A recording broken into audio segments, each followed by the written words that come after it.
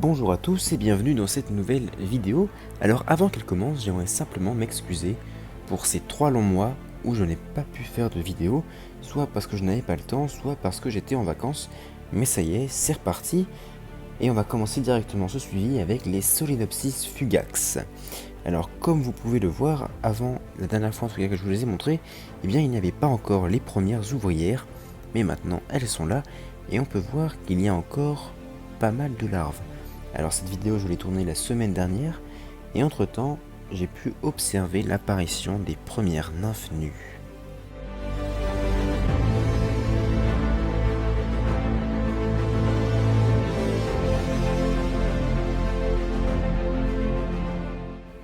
Alors cette fondation est encore très timide puisqu'elle ne bouge pas de son recoin du tube et puis les ouvrières sont assez petites donc l'observation eh bien elle n'est pas incroyable, en tout cas pourtant que c'est une fondation.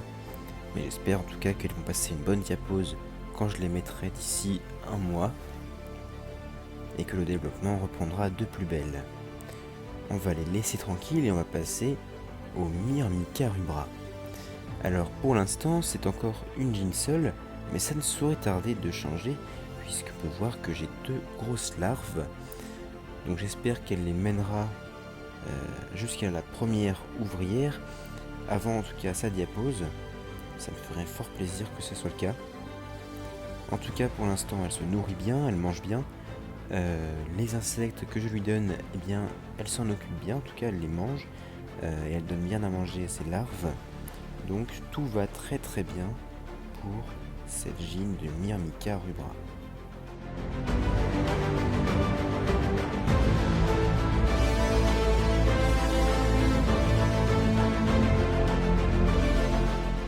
On va maintenant passer à ma Lasius niger numéro 1. Alors on peut voir que son gastre est très abîmé, et ça je ne l'avais pas remarqué lors de la récolte, mais on peut voir que ça ne l'a pas dérangé plus que ça, puisque elle a eu ses premières ouvrières, et on peut voir en arrière-plan un très joli couvain. Donc sa première génération compte à peu près une quinzaine d'ouvrières, et je pense que ce sera la seule de l'année, puisqu'elle m'a l'air de ne pas vouloir laisser se développer les larves qu'il reste. Voilà, donc on peut voir qu'il y a pas mal de couvains, toutes les ouvrières s'en occupent très bien, elles mangent bien aussi, je ne leur ai pas encore donné d'insectes, et on peut voir aussi en haut à droite du couvain qu'il y a une belle grappe d'œufs, donc c'est que la reine pond encore. En tout cas, tout va très bien pour cette Lasius niger. On va passer à ma Lasius niger numéro 2 qui elle n'a pas du tout le gastre abîmé et qui a aussi eu ses premières ouvrières qui comptent aussi une petite quinzaine d'ouvrières. Il y a aussi beaucoup de couvains, des cocons, des larves et des œufs.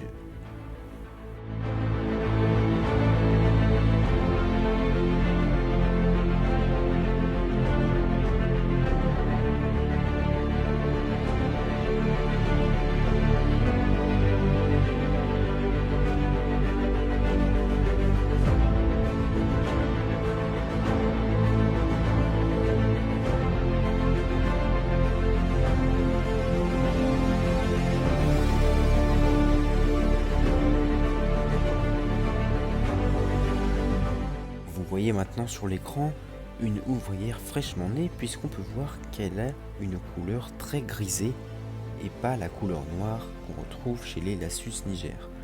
Là vous en voyez encore une juste à droite.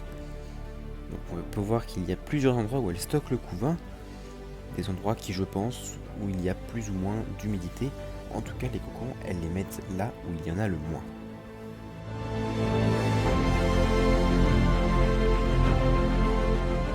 On va maintenant passer au Lasius emarginatus qui se développe très bien.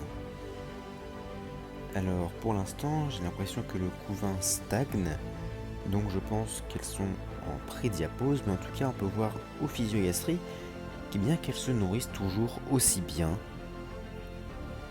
Alors maintenant je compte une trentaine d'ouvrières et il y a énormément de larves qui je pense passeront la diapose.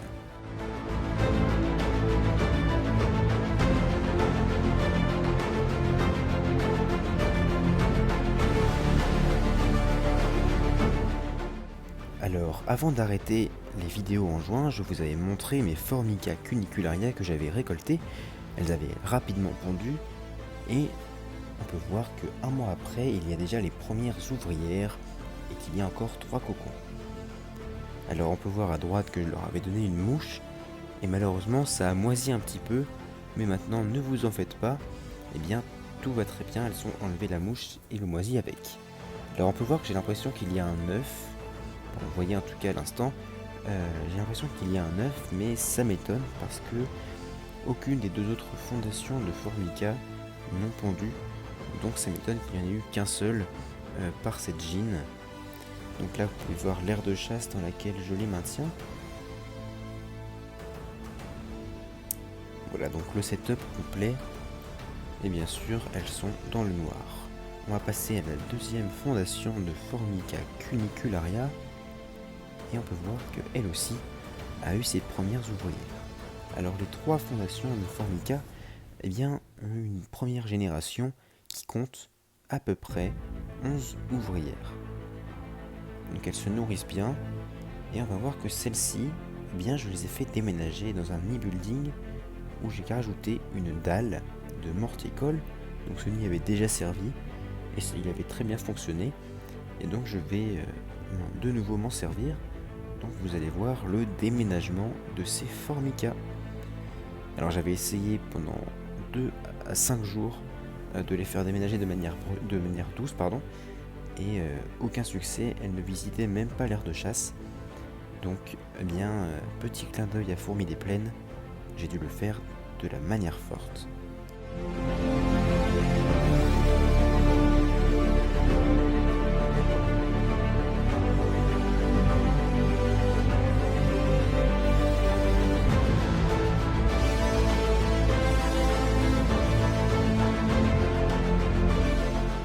Alors pendant quelques temps elles sont restées dans les coins de l'aire de chasse, mais on peut voir que 2 jours plus tard, eh bien elles se sont très bien installées dans le nid, où il y a pour l'instant une humidité qui a l'air de leur convenir.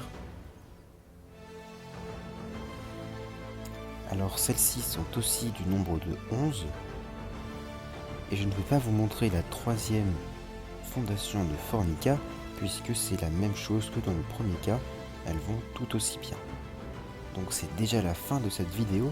Vous avez remarqué que je ne vous ai pas montré les Camponotus herculeanus puisque elles sont passées en diapose.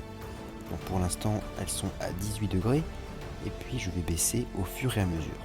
En tout cas merci beaucoup d'être resté jusqu'à la fin et d'avoir regardé cette vidéo. J'espère vraiment qu'elle vous aura plu. En tout cas moi je vous dis à la semaine prochaine. Ciao!